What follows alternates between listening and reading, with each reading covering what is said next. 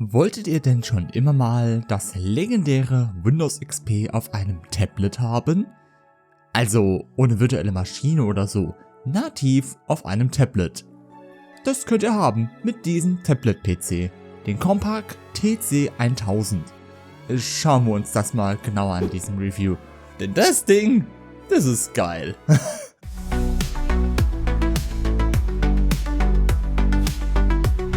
Gute allerseits. Ja, ihr habt richtig gesehen. Das hier ist Windows XP, was auf einem Tablet-PC läuft. Eben diesen Compaq TC1000 oder manchmal sieht man auch HP TC1100 als Namen. Ja, das Gerät ist wirklich cool. Dieses Schmuckstück kam in 2003 auf den Markt für etwa $2000, was heute etwa $3580 wären. Leider habe ich keine deutschen Preise gefunden, also definitiv ist es ein Preis, der vergleichbar war zu den anderen Computern zu der Zeit. Aber was hat man eben denn bekommen für so eine Stange Geld? Eben ein 10,4 Zoll Touch-Display von Wacom, was nur auf Stifteingaben reagiert, durch den Stift an der Seite eingesteckt wird. Unter dem Tablet werkelt ein 1024x768 Pixel großes Display, was von einer soliden Nvidia GeForce 2 Go betrieben wird. 256 MB RAM mit entweder 30 oder 40 GB Festplatte, was beides auch aufgerüstet werden kann. Nee, also für die Zeit, da war das Ding schon ein solides Paket für alles, was man da bekommen hat. Und oh Gott, das Ding ist so schwer. Und es ist auch dünner wie andere Laptops, wie als Beispiel dieses Titanium PowerBook G4, was etwa zu derselben Zeit rauskam.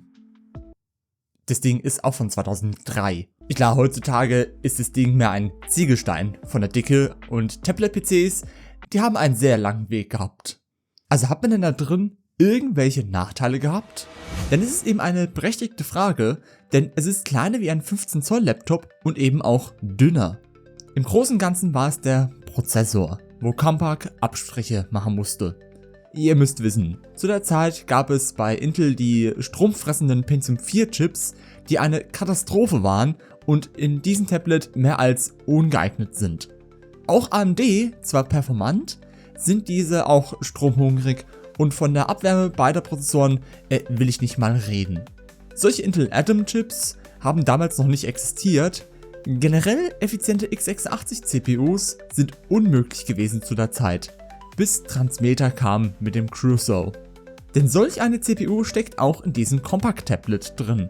Im Großen und Ganzen ist es ein Chip, der keine traditionelle x86-Architektur hat, sondern eine eigene hat, die halt auf Effizienz und Performance getrimmt ist.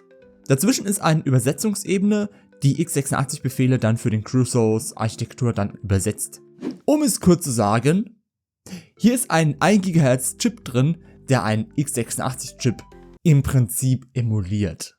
Also in der Theorie, ja, hört sich das Ganze ja sehr interessant an und auch total logisch und sinnvoll, ne? Also gar keine Probleme? Nun, wie es ja auch in der Fahrschule oder bei vielen anderen Sachen auch ist, sind Theorie und Praxis weit auseinander. Zwar hat der Crusoe den enormen Vorteil, dass dieser wenig Abwärme erzeugt und stromsparend ist. Aber, und das ist ein großes Aber, der Prozessor tut die ganze Zeit alles eben emulieren, was eben einiges an Leistung benötigt. Deswegen ist auch das Betriebssystem an manchen Stellen relativ am Stecken, aber auch nur bei großen Dingen. Es ist nicht verlangsamt. Der Mustang bewegt sich wirklich so langsam.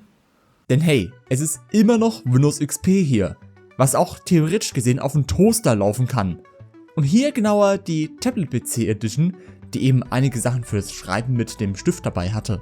Halt eben, dass der Text vom handgeschriebenen zum Computertext umgewandelt werden kann, was ziemlich akkurat und gut ist.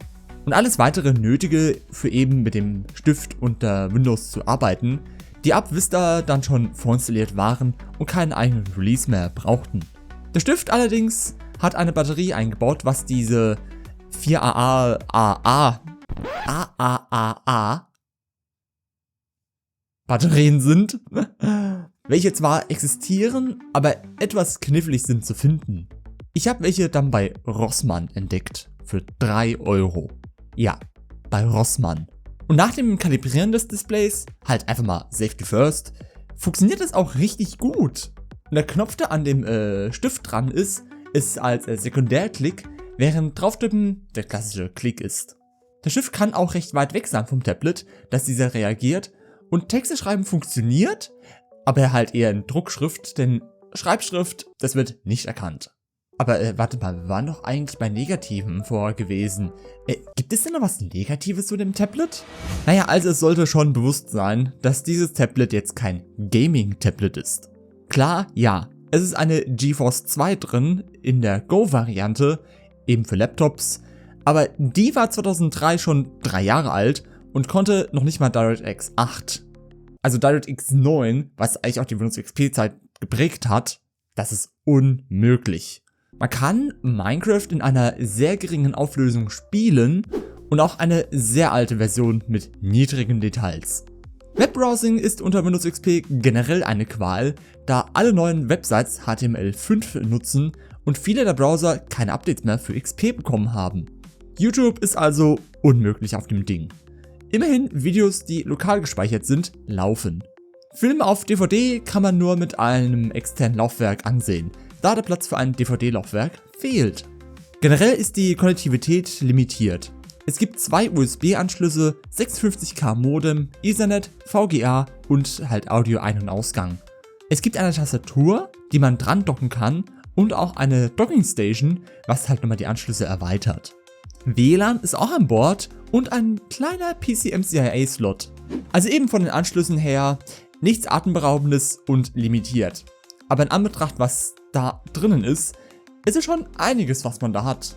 Und wenn wir dies auch mal mit anderen Laptops vergleichen zu der Zeit, hier das Powerbook, das sind alle Anschlüsse bei dem Powerbook hier, dann ist es für die Zeit fast eine okaye Auswahl, was das Tablet drin hat. Halt eben nicht perfekt und auch nicht schlecht, es ist eben halt so die goldene Mitte.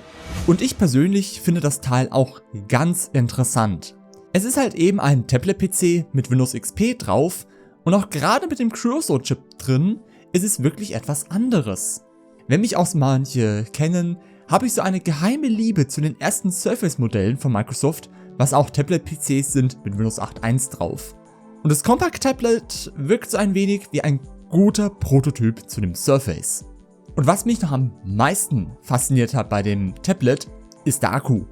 Normalerweise hat man etwa 3 Stunden Akkuleistung gehabt, was super ist bei der Größe in 2003. Und 22 Jahre später funktioniert dieser Akku tatsächlich hier noch. Zwar etwa nur für 10 Minuten, aber immerhin, der geht, was einfach nur geil ist. Geil wäre es auch mit einem Abo bei mir, für mehr solcher Tech-Sachen von mir und eben den Support hier. Doch sagt mal selbst, was findet ihr denn an diesem Tablet geil? Zeigt es auch gerne mit einem Daumen nach oben und ich versuche jetzt gerade mal weitere dieser Tablets zu bekommen, damit ich eine große Windows XP Tapete machen kann. Und bis dahin sage ich mal, man sieht sich.